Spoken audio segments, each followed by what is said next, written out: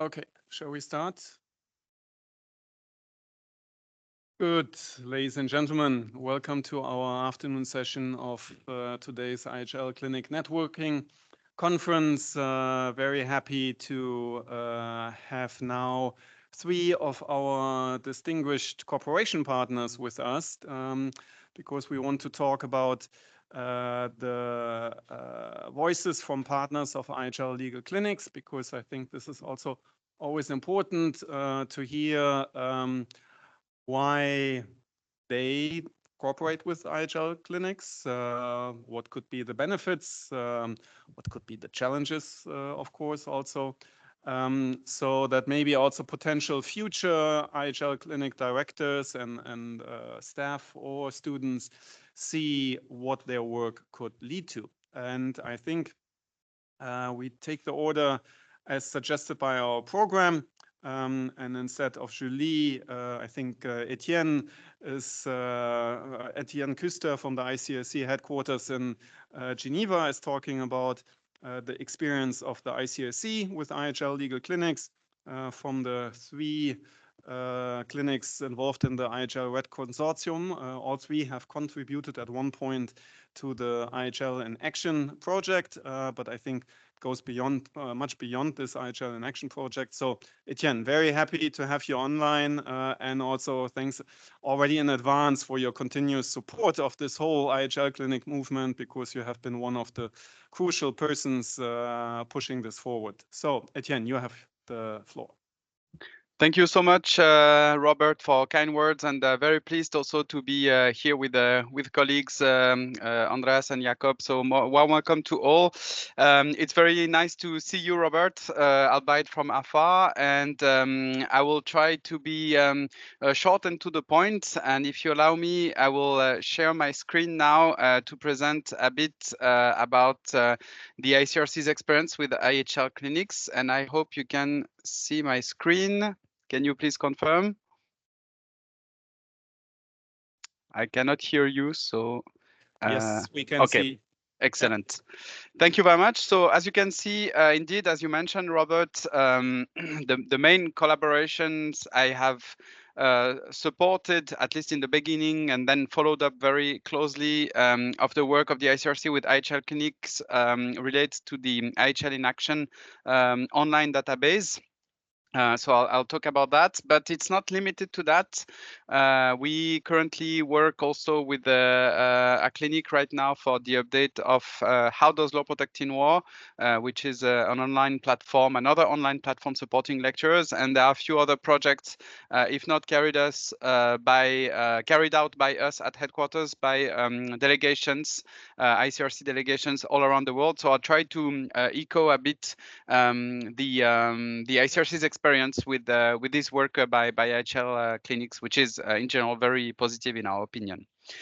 So if you allow me, I'll have 4 points. I'll first recall a bit the work the ICRC does with academia, because the work with the IHL clinics stems from that very heavily so.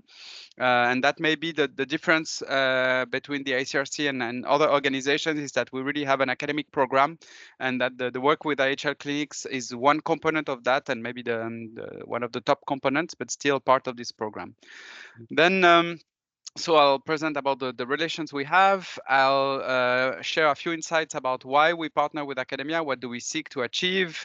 Then I'll deep dive, although quite briefly, on working with IHL clinics in practice, and we'll end up my presentation with some perspectives from the ICRC when it comes to the work with IHL clinics. Also forward-looking, so hopefully that's helpful to you, and happy to answer any questions later on. So the first aspect of this is very straightforward. The ICRC works with academia in a number of contexts worldwide. I'll come to that later on.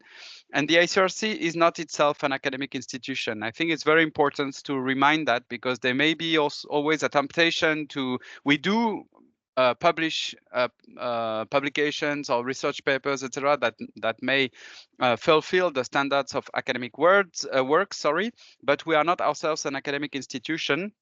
And so if we partner with academia, it's really for two main reasons. If we have relations with academia in over 90 countries worldwide, is really first to support the development of IHL. So to make sure that in each and every country there is a pool of IHL expertise that is developed, that is maintained with a good level of expertise. And then the second reason is that we seek to mobilize this IHL expertise domestically mostly, but also internationally. And so how do we mobilize it? Basically through the contribution IHL academics may make to the national implementation of international humanitarian law.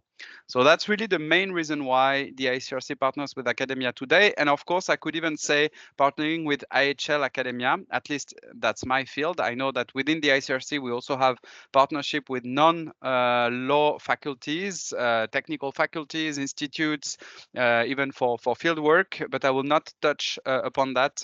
Our field here is really IHL, and so I'll focus on it.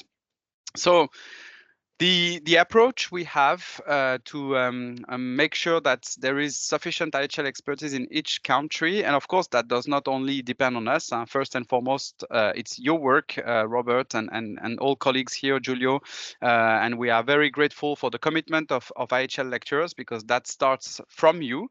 But very humbly so, at the ICRC level and also with the Red Cross and Red Crescent partners, we do what we can to support IHL lecturers in their teaching, in organizing conferences, events, debating events, or students' competitions, and also in their research. And that can take the form of sharing publications, co-organizing events, and so on and so forth. Sometimes also providing scholarships for lecturers to attend events abroad, advanced seminar on IHL and other events. And the idea is really to support IHL teaching, debating, researching based on contemporary practice, because we want to support development of expertise that can then be mobilized to address the issues of today's armed conflict, and also the issues that are being discussed with regard to possible future conflict, or possibly to related to IHL development. In terms of mobilization, so that's a two-pronged approach. In terms of mobilization, as I mentioned, we also seek to mobilize academics for national implementation, and that starts from IHL treaty ratification. So, for instance, when it comes to treaties like the TPNW, the Treaty to Prohibit Nuclear Weapons, we've had in certain countries academics supporting the ratification of the treaty, writing blog posts, and really seeking support from government to the treaty. So that's one way of mobilizing academics, organizing roundtables or events to discuss possible consequences of treaty ratification. Then everything which relates to national implementation, and that is a very big field, because we have, for instance, national IHL committees, which are inter-ministry committees in each country, not in each country, but in over 120 countries, who are really the driving force behind everything related IHL domestically. Adopting national legislation to give effect to obligations contained in the treaties that the state has ratified, but also training possible staff, armed forces, of course, but also judicial staff or humanitarian practitioners in the country, so that they can then fulfill their duties when it comes to national implementation, to provide advice on practical measures when it comes to the marking, for instance, of cultural goods, etc. So national implementation of IHL is huge. Of course, we think of prosecution of IHL violations, we think of protection of the emblem, but there are many, many other fields, and academics can play a key role in advising government, supporting processes, governmental processes when it comes to that. And even at some point, sometime they may also be in touch with other parties to possible armed conflicts, and then they may play a role in dissemination. So that's what we call effective dissemination. So that's when we have academics, professors who will not only teach students, but also teach civil servants, armed forces, persons who will really play a role in the practical implementation of IHL. And of course, the contribution of expertise comes at national level. For instance, if we discuss the possibility of a future treaty regulating autonomous weapon systems, for instance, academics have an important role to play in being in the discussions, in informing the government, in sharing the various positions that exist, in providing advice. We've had also some academic initiatives when it comes to cyber warfare with the Tallinn Manual, which I think is also a welcome forum for discussion and for at least exposing the possible issues we have with the cyber and IHL. So that's also the role we expect from academic. But this contribution of expertise can also be international. So we have a number of expert processes. So you all know the interpretive guidance on direct participation in hostilities, for instance, where we have gathered academics for a number from all over the world for a number of meetings to really contribute to this guidance. We've had such experts meetings for the very principle of proportionality, for various other contemporary issues. We have academics providing peer reviews of the update of the commentaries to the Geneva Conventions, so that we make sure that all possible perspectives are reflected in those updated commentaries. We have academics also supporting the writing contribution for the International Review of the Red Cross. So that's a very rich area of mobilizing academics.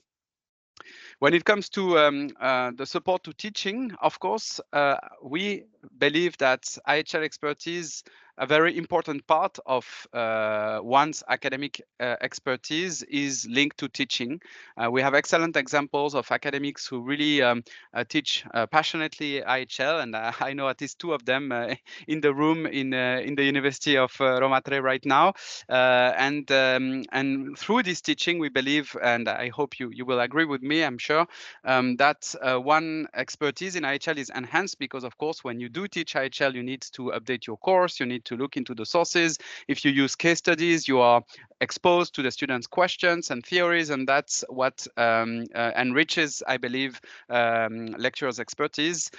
So this is why the ICRC also supports this IHL teaching track, also in link of our mandate for dissemination. And here you have the main reasons. Of course, dissemination of IHL is a state's obligation, including the integration in the programs of civil instructions. We believe universities are well placed to do that. And of course, the teaching of IHL we support is the one based on contemporary practice. And you see a number of tools, amongst which, of course, IHL in Action or How Does Law Protect in War, which provides contemporary case studies so that IHL is really learned in link with the very reality the ICRC faces today in armed conflict. And of course, there is also a strong training the trainers approach, because we are not to replace lecturers, but we are really there to support lecturers in their own endeavors with students. So in practice, we have a number of estimates, but this program has run now for more than 3 decades, although the first tracks of the ICRC interacting with academics dates back to the very first issue of the International Review of the Red Cross. Already, if you take number 1, first issue of it was not the same name at the time, but the first issue of the Bulletin pour les Sociétés de Secours aux Militaires Blessés, so which is the ancestor of the review, mentions the intervention of Professor Eugène Cauchy at the Institut de France, who gave a lecture about the Geneva Convention of 1864. So the ICRC has had interactions with academics and academia since almost the very start of its existence in 1863, but at least for sure since 1869. And this has continued, and this has developed into a structured program that started overall in the 90s and that has continued up to date.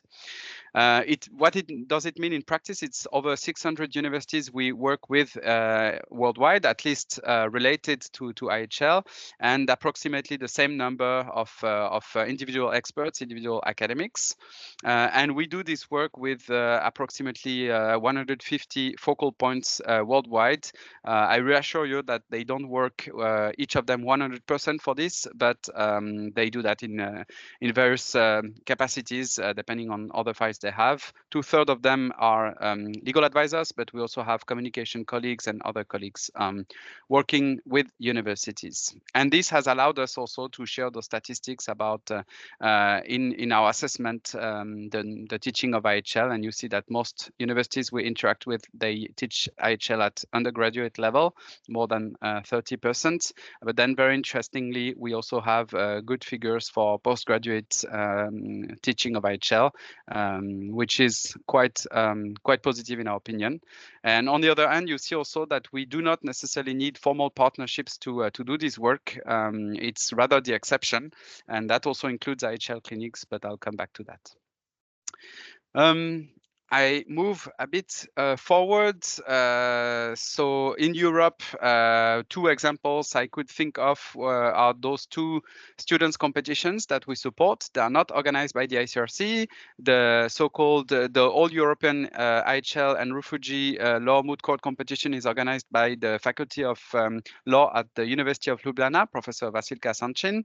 And the other one, the Kirimeli Dr. Aziz Bey, is organized by the Istanbul Center of International Law, so also composed of academics. It's an NGO which is also supported by the Kizilay, the Turkish Red Crescent. That's how we work with academia, at least in Europe. And Julie may complement on that more than I would.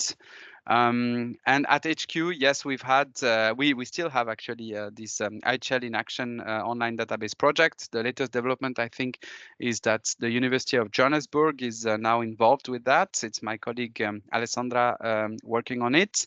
And of course, as I mentioned, at the How Does Law Protect in War level, the online casebook, we currently work with the Public International Law Clinic of the Université Paris 2 Panthéon-Assas in Paris.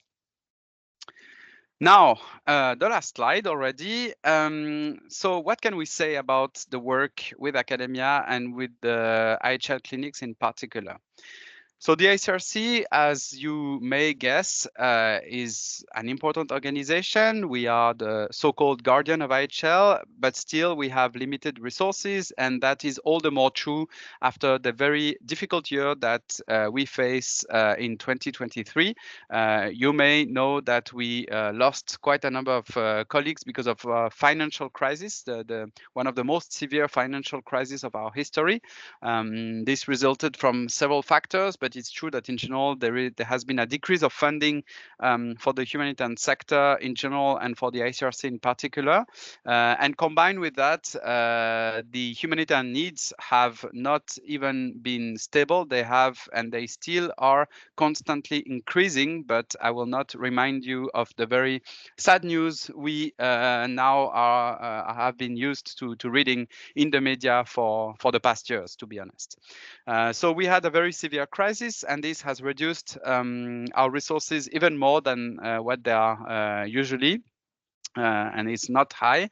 And so this is why we are extremely glad that there are IHL clinics worldwide and that there is this peer-to-peer network. We are very grateful to you, Giulio, to you, Robert, for initiating, respectively, supporting the growth of this network and this peer-to-peer aspect. It's very important because we would not be able to do it. I say it very clearly. And so thanks to this network, what we can expect as the ICRC with those limited resources is really first and foremost timely delivery of qualitative and concrete IHL content, because we won't have the time to basically supervise or review the work over a certain extent. We really need, when we have agreed on the modality of work on a project, that the delivery is up to the expectations. Of course, we can provide some comments and help finalize any given product, but that must be limited in terms of inputs from our side, because we cannot afford spending too much time on that. Otherwise, we prefer avoiding doing things or do things on our own, but that's rather the first option, I'm afraid, that we may consider nowadays. Then second objective is also, of course, for us to increase IHL, to help increase IHL dissemination outreach and the impact. Also having students working with the ICRC, it's always interesting for us to have students who get to know our work and our organization a bit more from the inside. And then in general, in my experience, those students, they will very often, after the internship, the academic internship or the clinical work, they may apply to paid internships we propose. We still propose today. I'm glad we do. And so that's also a very interesting way of having interesting candidates for the few positions we open. And in view of that, the fact that this IHL clinic movement is quite worldwide is really interesting for us. So kudos to you for that, and please keep on developing. We are really looking forward also at the ICRC to develop a diverse and inclusive workforce, including when it comes to IHL.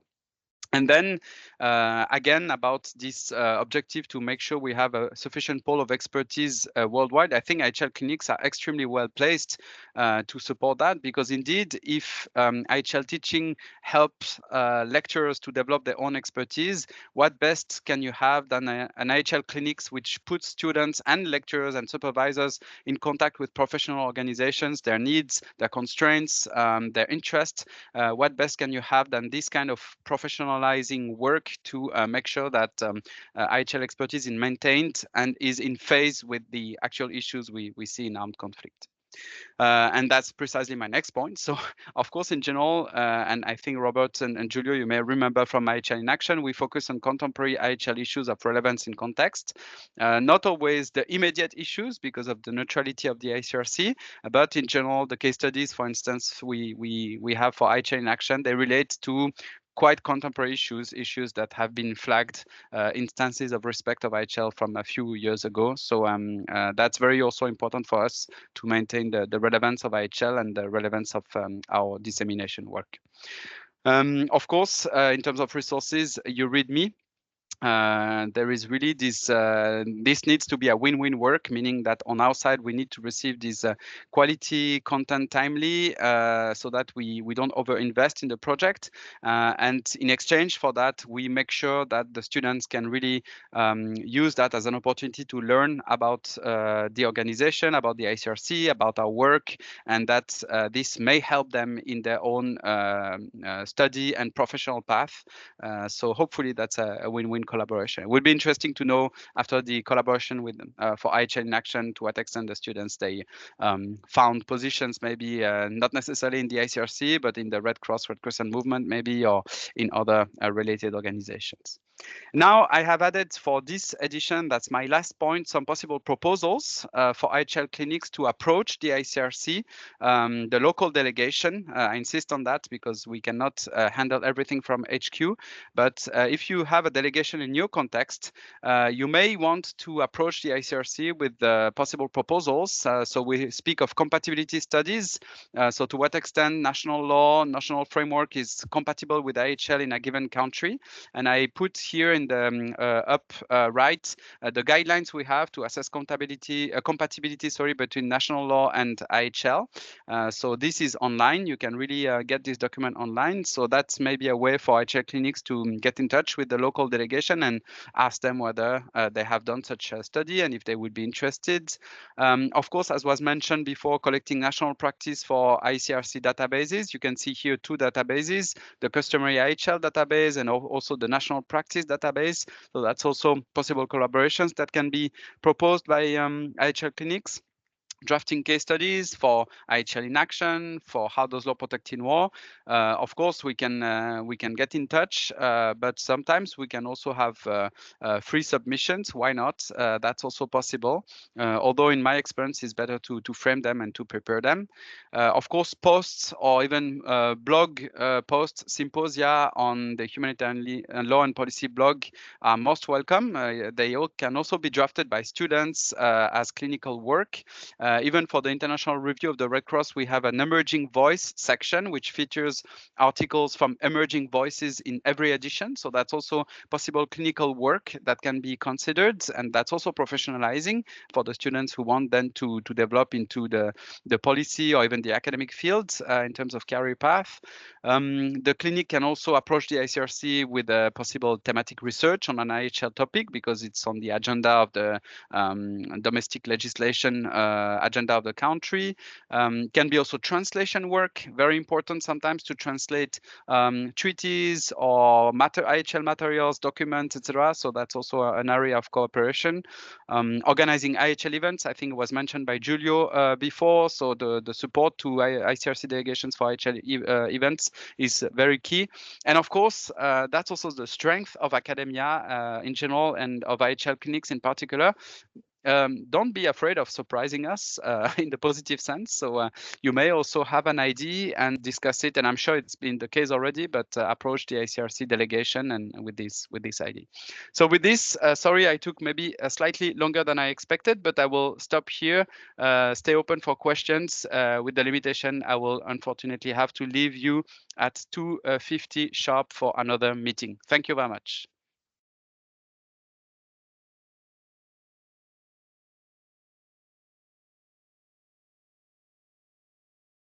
Thank you so much, Etienne, for presenting an overview of the ICRC relationships with academia in the first place, but then also in specific with IHL Legal Clinics. And as I said before, your support meant a lot for us from early on. Any questions now from the audience, also from our online colleagues? Is there a possibility to ask questions? You can also think about them, and I hand over to the next speaker. That's also an option. I'm checking whether there's any raised hand. No. Good. Then, Etienne, thank you so much also for your kind words. That's very much appreciated. We already said shortly before that sometimes these get-togethers are also to get more energy and to support each other. So I think in today's world, anyone who is engaged in IHL, be it in practice, be it with the ICRC, an NGO, or in academia, needs some pick-me-up once in a while in order to continue with our important work. So that's a lot, very much appreciated.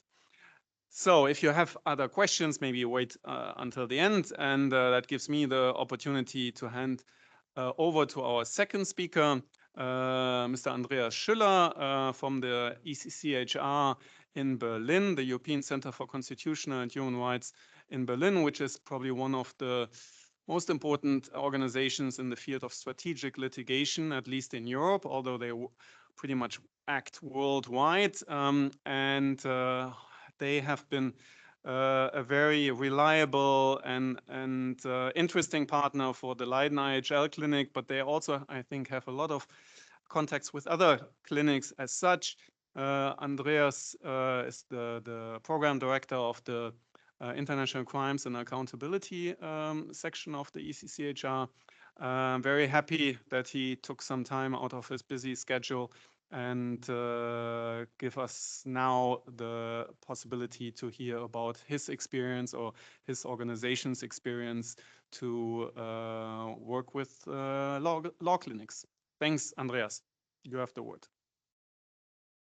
Yes, thank you very much, Robert. I hope you can hear me well, and thank you very much for the invitation. And I'm still struggling with my decision to skip a trip to Rome to join you in person and stay in Berlin for that. But it's indeed quite busy times, and tomorrow, for example, I'm also presenting on an interesting topic, I think, on which we haven't worked together yet. If I remember correctly, it's on artificial intelligence and the military and weapon systems at a bigger church congress and meetings in Germany. So that's why I can't be with you, unfortunately. But I'm very pleased to speak here.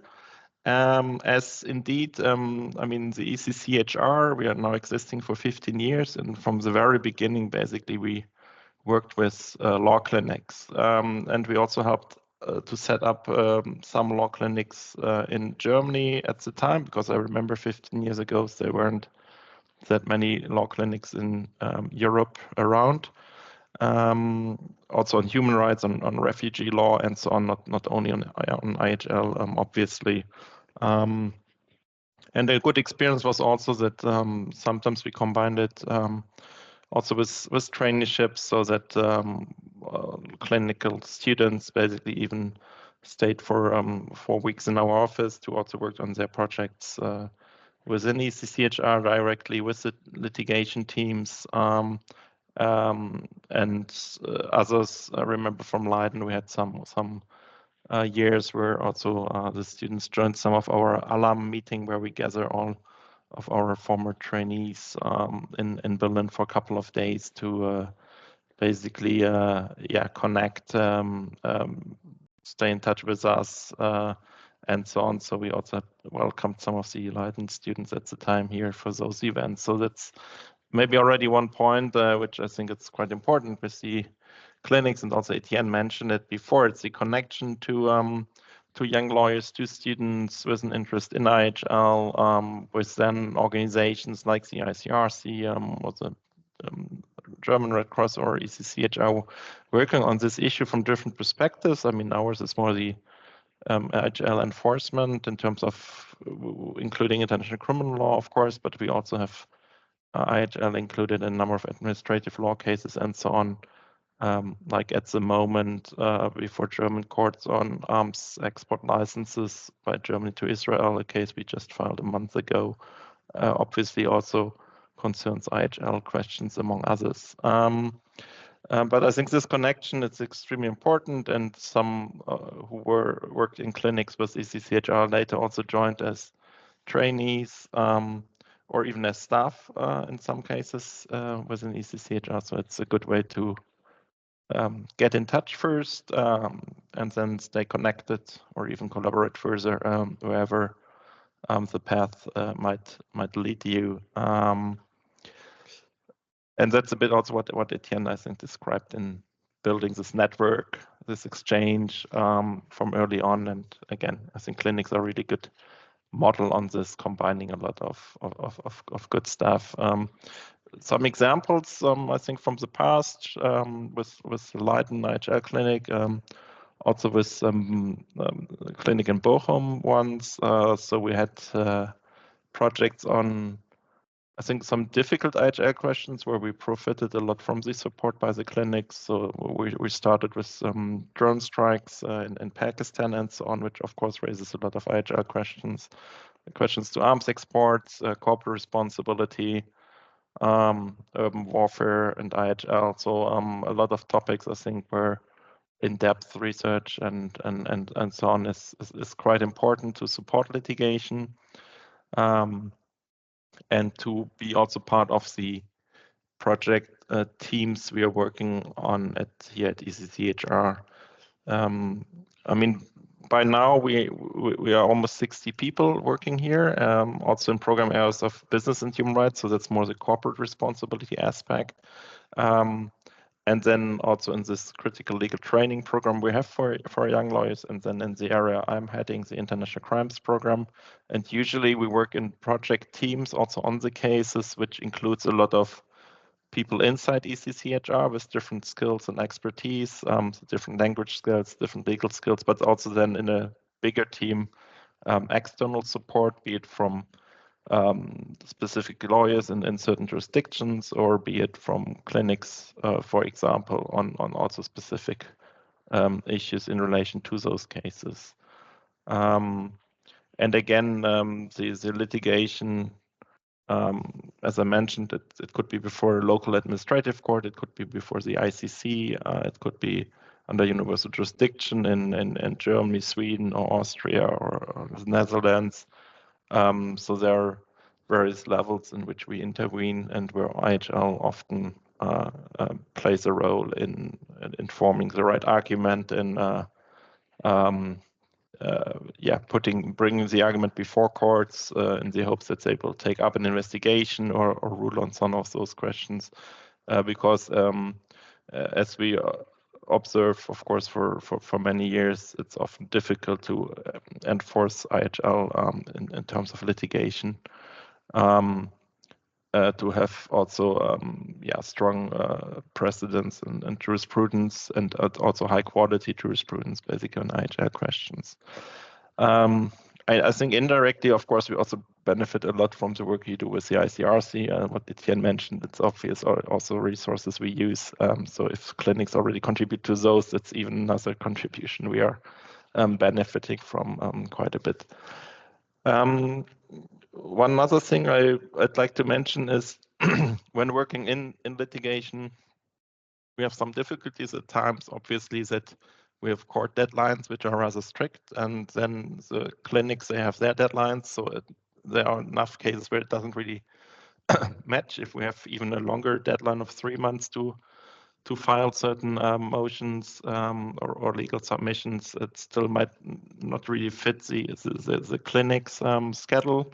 So I know that there are potentially also attempts to see if ad hoc support by more flexible teams, it's sometimes possible or not. On the other hand, we try to choose topics and a focus that it's a bit broader and then can be used in concrete cases, coming from a more abstract research, so that we prepare something not really knowing if when exactly we need it in which exact case. But I think these are things between the practitioner litigation and then a clinic academic context too, where we always need to see how we bring these two together. But I think in the past we found some good ways, and what we definitely also benefit from is the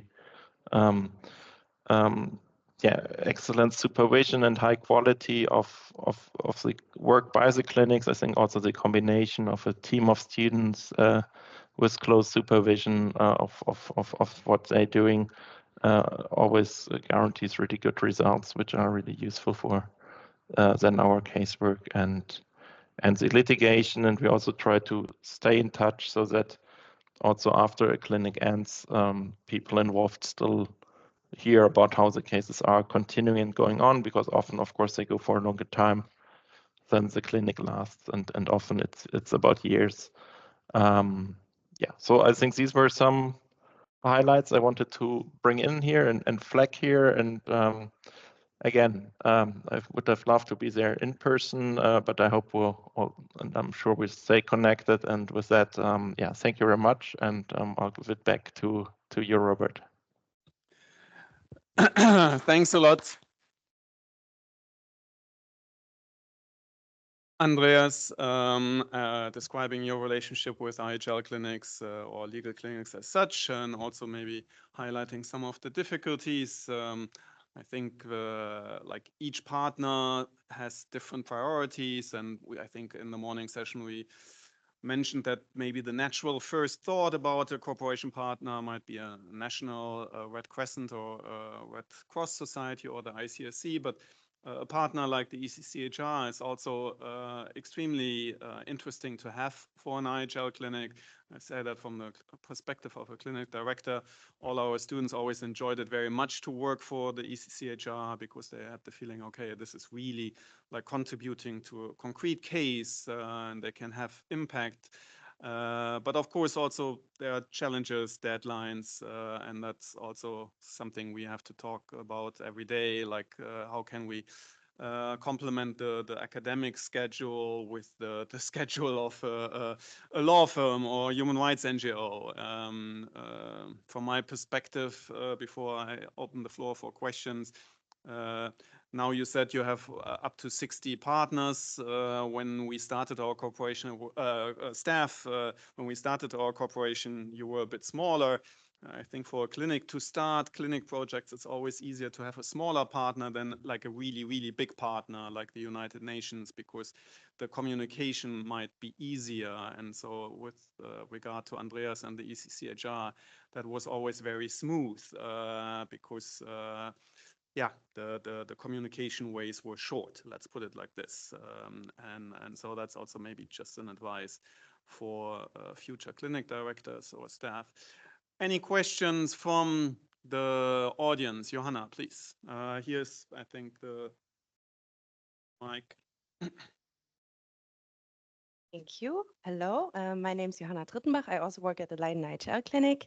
Thank you very much for both of your presentations. I have a question for both the speakers that we heard already. In your experience partnering with multiple clinics at the same time, on the same project even, did you make good experiences, or would you in the future rather keep your cooperations with clinics on a bilateral level, not involving more than one? And from your experiences partnering with multiple clinics, do you have any best practices that you can share with us so that we can keep them in mind when we would like to cooperate with each other, multiple clinics on the same project? Thank you. Maybe I suggest, Jakob, if you'd like to start, because you have way more partners than we do at the ICRC, I think.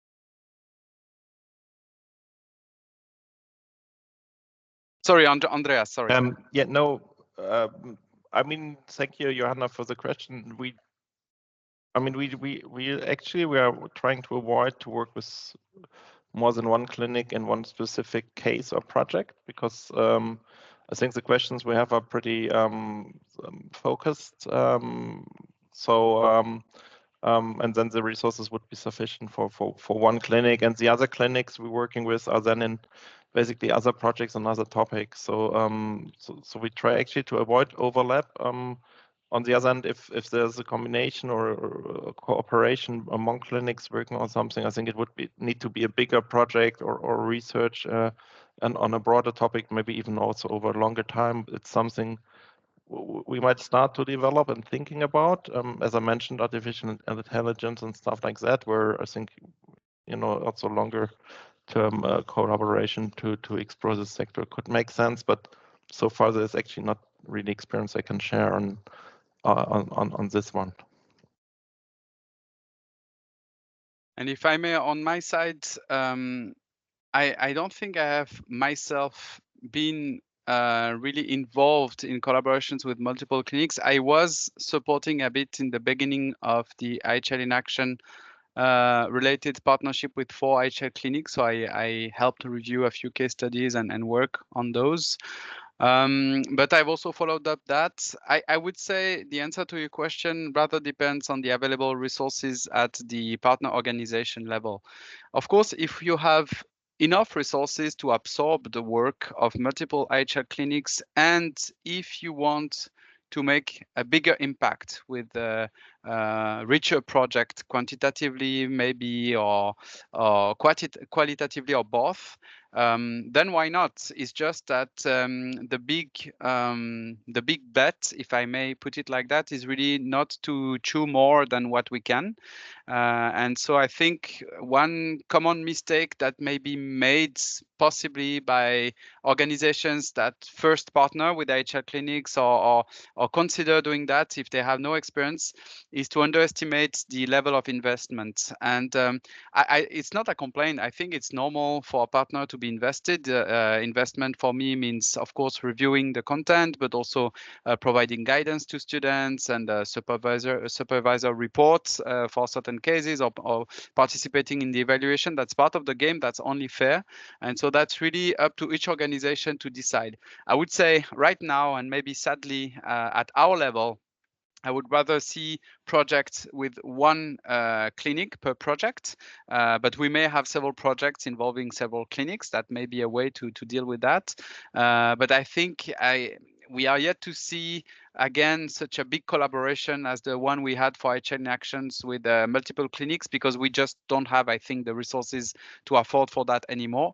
And we want to have a correct collaboration with each clinic, so it shouldn't be win-win and not frustrating. And that involves from our side also commitment and resources that we don't have for multiple clinic partnerships at the moment.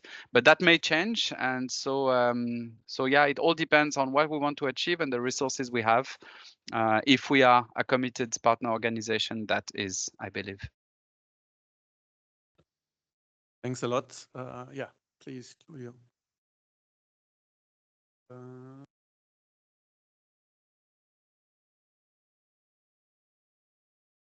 Thank you very much for your presentation. My name is Julio from the IHL Clinic in Brazil. I have a question for Etienne and Andreas. I will ask Etienne. I know that he has to leave soon. Etienne, I just wanted to know if for the projects that the ICRC has with the clinics, with the databases that the ICRC is working on, is there an approach that the ICRC takes in collaborating with specific clinics when it comes to these projects, for example, IHL in Action and the database, or this is done on more on an ad hoc basis?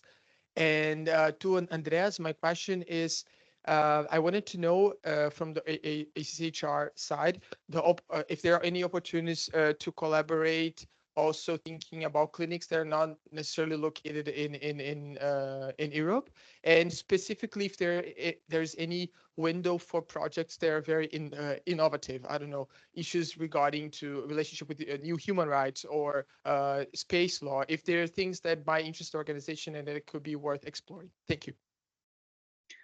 If I may, thank you, Julio. Very nice hearing from you. I start because I need to leave in 1 minute. As I said, I have another big meeting after that. Very nice to seeing you, Julio, and thank you for your question. Very thoughtful question.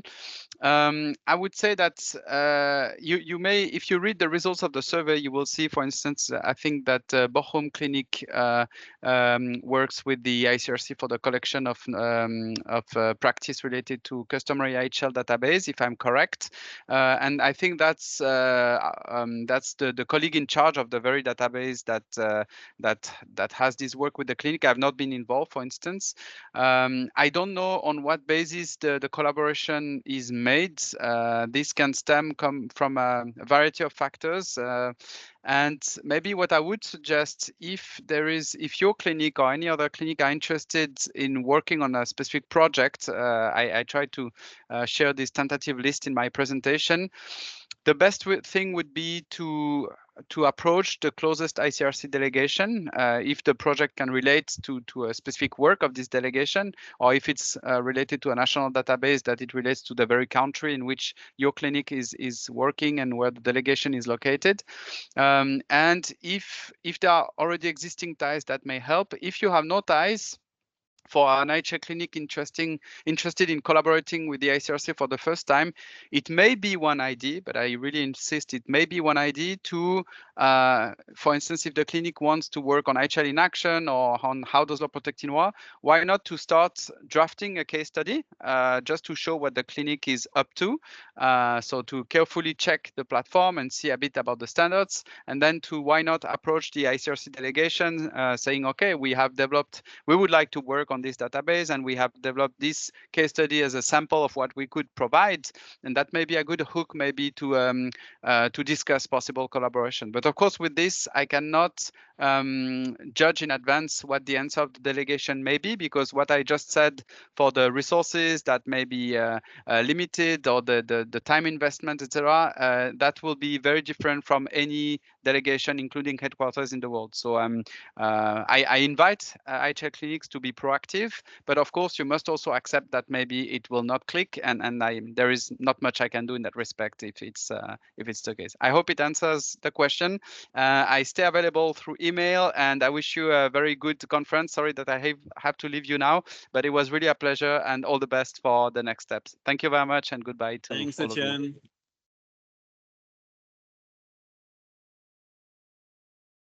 Good. Maybe I also answer briefly, Julia, to your question. Thank you very much for this one, and we are definitely interested in collaborating with IHL clinics also outside Europe. I think, I mean, technically it's super easy, I guess, and we would be particularly interested in also having non-European perspectives on certain IHL questions, and also definitely also really innovative ones. So maybe through the organizers or other ways, we can stay in touch and see and think about and discuss, you know, what could be good ways, good topics, and so on, to see what would make sense from mutually, basically from both sides. And yes, no, absolutely, would be very happy and open to do this. And Julio, I'm happy to establish the email contact if necessary, if that's okay with Andreas. I think so. Okay, great. So in order to give our third speaker also enough room to present, I'm now handing over to Jakob Nikfayam from the German Red Cross. He's the IHL legal advisor in the International Law Department there. Interestingly, a position I held about 18 years ago. So maybe Jakob, at one point you take over my position in Leiden or something.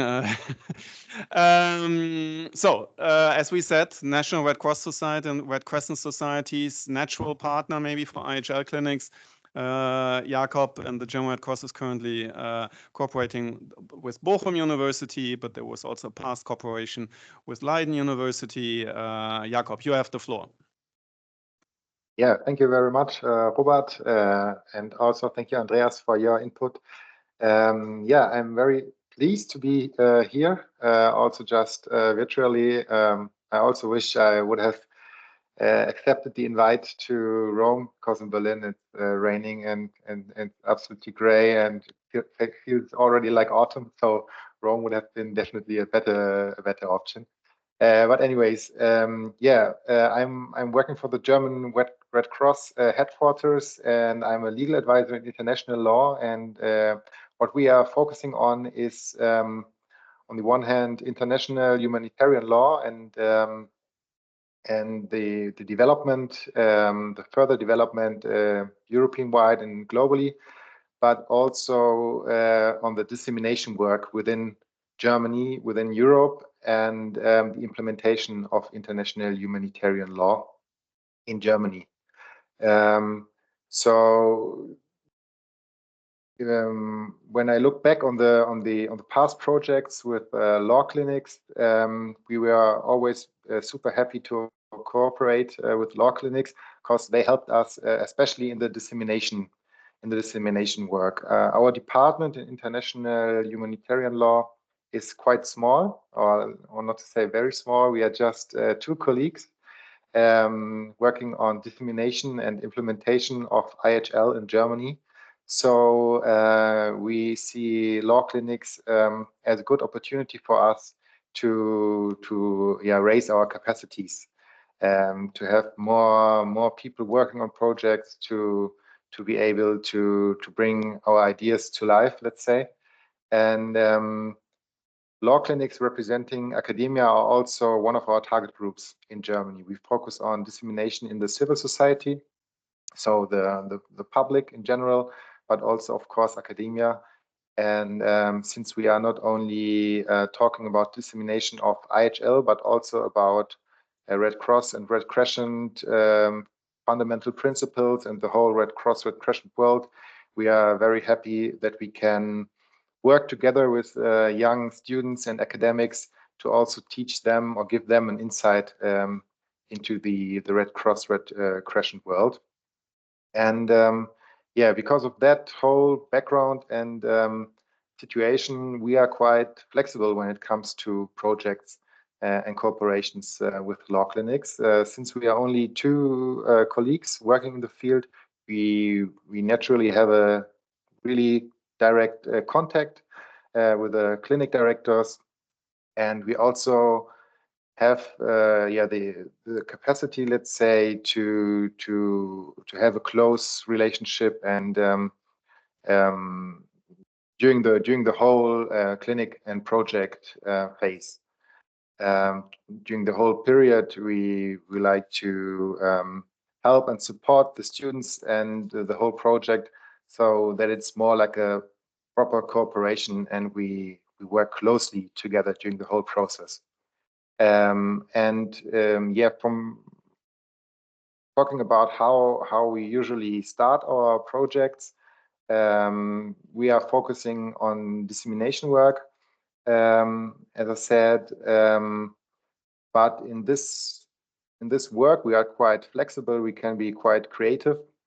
So normally at the end of every year we kind of plan our projects for the next year, but we are quite flexible and creative in that, as I said. So we are very happy when law clinics approach us quite early.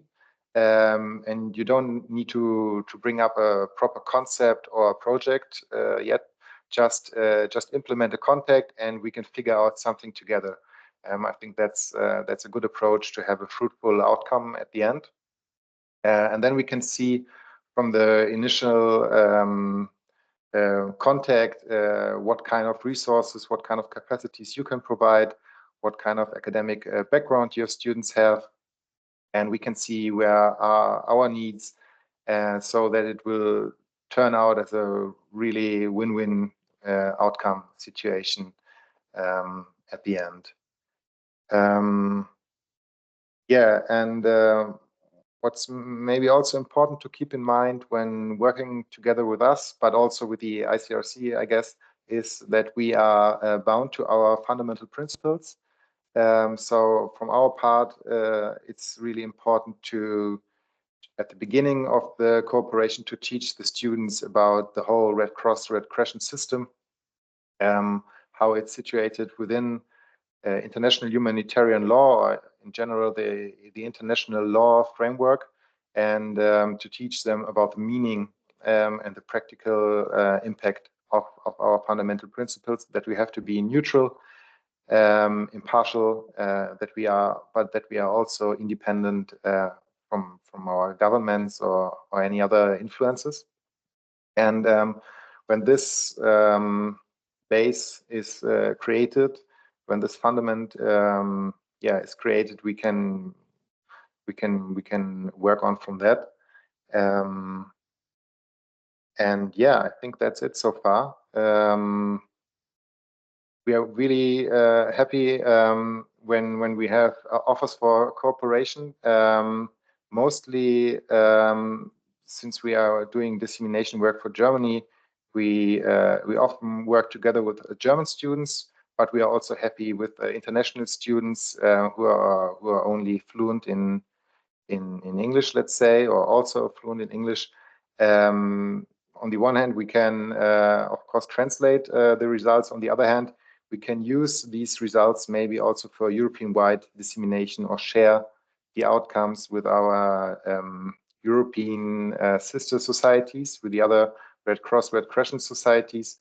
When I was in Iceland in March, I met many colleagues from other European Red Cross, Red Crescent societies, and they were really interested in the projects we had so far with IHL clinics. And when the results are already in English, it's of course more practical to share. Yeah, these are some practical insights of our work and cooperations with law clinics, and yeah, I'm open for questions, of course. Thank you very much.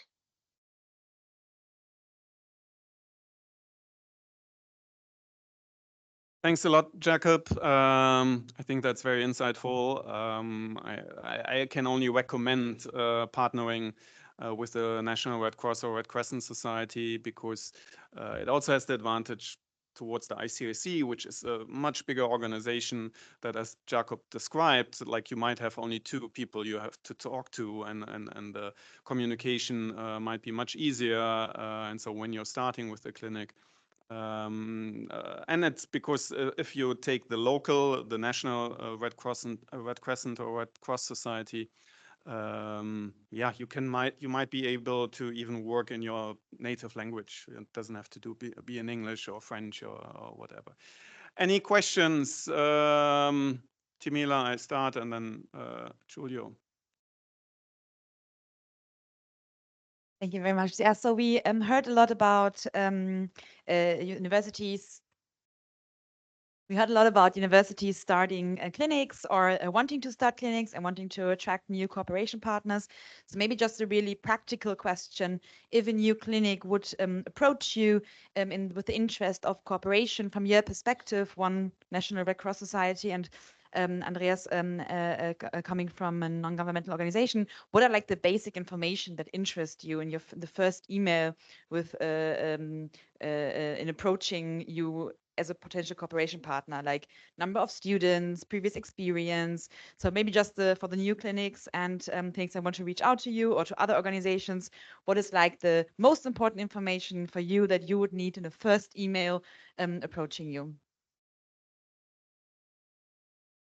So yeah, I can start if you want to. Thank you very much, Timela, for the question. Good question indeed. So from my perspective, from my part, we are very flexible and open. So the first contact can just be an email where the law clinic is announcing interest of working together in working together, and we don't need any specific information right at the beginning. I would say what is helpful, of course, if the clinic already knows how many students approximately will be involved in the clinic, in the project, what kind of academic background they have, if they already know something about international law, or if it's more like maybe if they have a political background, let's say. And then what might be also important to know for what kind of period are we talking about? Is it for a semester? Is it maybe only for a couple of months? And how fast, how quick does the law clinic needs results on their side? But for the rest, I think there's always a lot of space to develop everything and all the details later on together.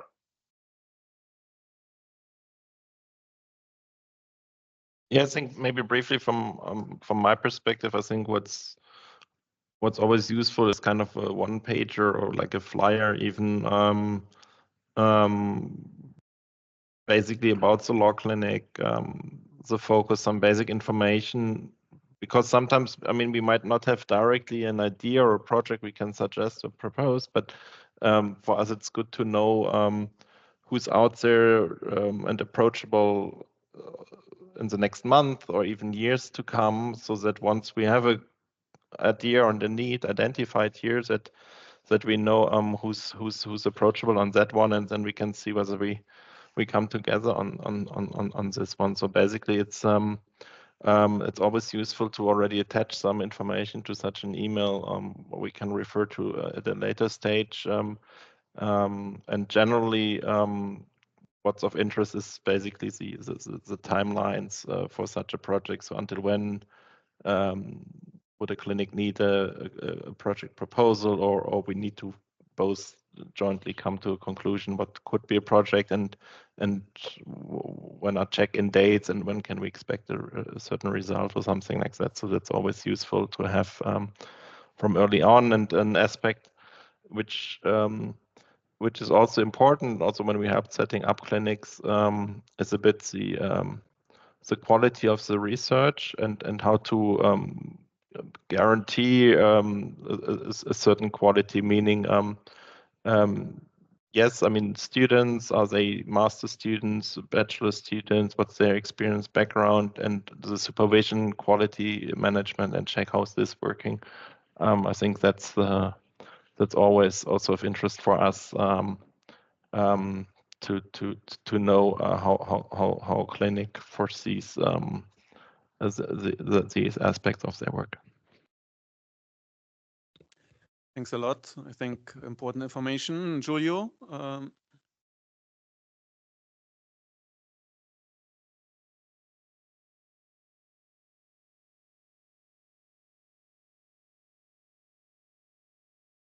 Jacob, Andreas, just to foster the links between the partner organization and the legal clinics, do you already experience something like providing internship to clinic students, or privileged access to internship programs, which sometimes could be complex or perceived as unfair in comparison with other external parts who might simply would like to have the student to apply for? Yeah, that's that.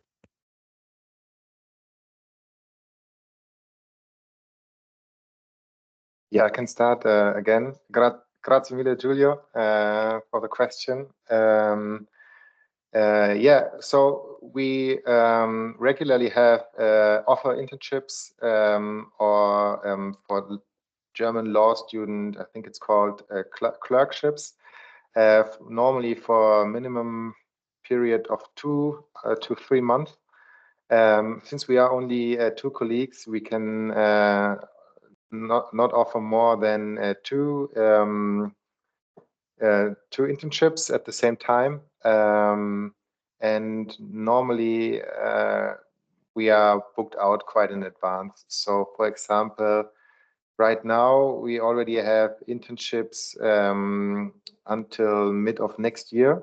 So if you would like to do an internship or your legal clerkship at the Red Cross headquarter in international law, it's good when you apply quite in advance.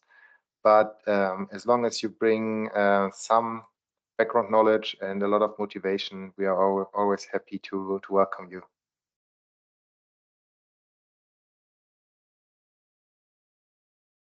Yeah, it's also a good question because indeed it's difficult to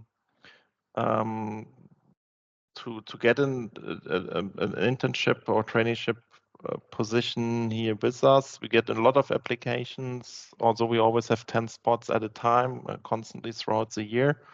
But they're often filled also 6 or even 9 months in advance. And on the other hand, we have some legal restrictions in Germany with minimum wage and so on. And on the other hand, we have difficulties to fundraise for those. So, and you need to be a student at the time or connected to a university and not outside and so on. So then it's a bit complicated. But I think, I mean, it's certainly something we can discuss further.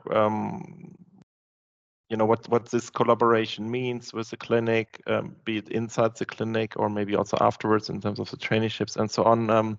What was easier for us to do is to invite some for these bigger traineeship conferences or alum meetings we have where we gather some of our alumni, but among which we could also consider then clinical students, not only the trainees we had at EACEA and so on. So again, it's a bit flexible, and we think such a collaboration with clinics could materialize certainly also in something else. And again, what this is exactly, I'm happy to discuss, or we can see also on a more individual basis. But it's an important point because I know it's a good way to get connected, and then if there's a follow-up, it would also be more sustainable and useful if it's not just this one clinic and then it ends here.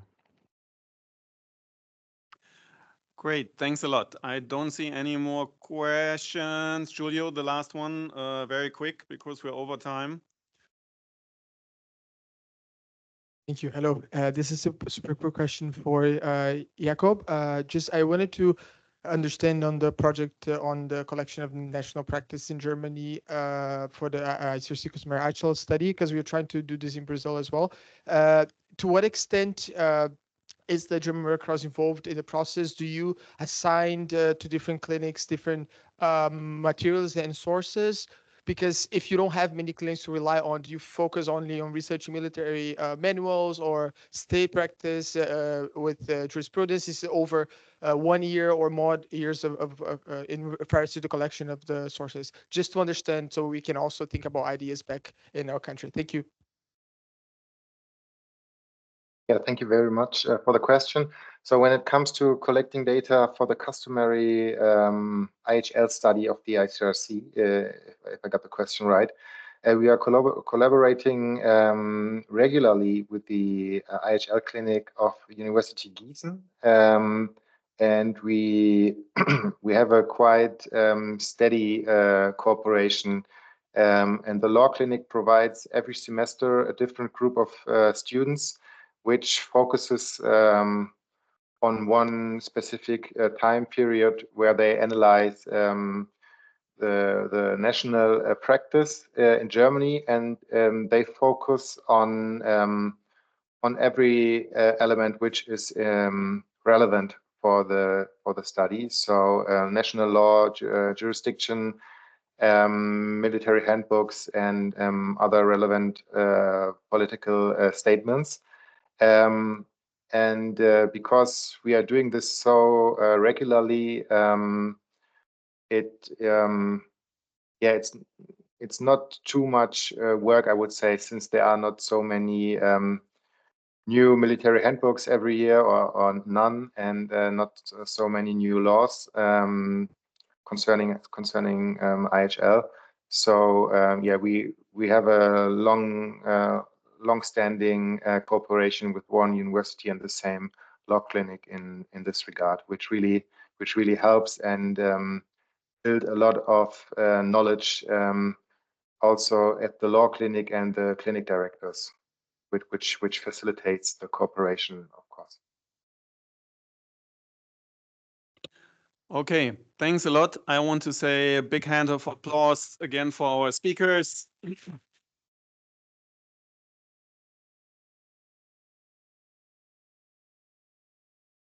Jakob, Andreas, thanks a lot for joining today. And thanks also for giving us, the clinics, these opportunities, because I think that's, yeah, without that, the clinics wouldn't work.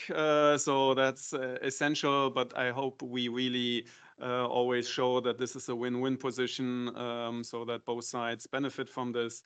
And then on the long run also, maybe students are able to work in one of these organizations, which I have observed several times. So I think we take a 5-minute break to change out the panel, and then we continue with presenting our tools and resources which we have produced in this IHL RED Consortium. Thanks a lot. Thank you so much, and have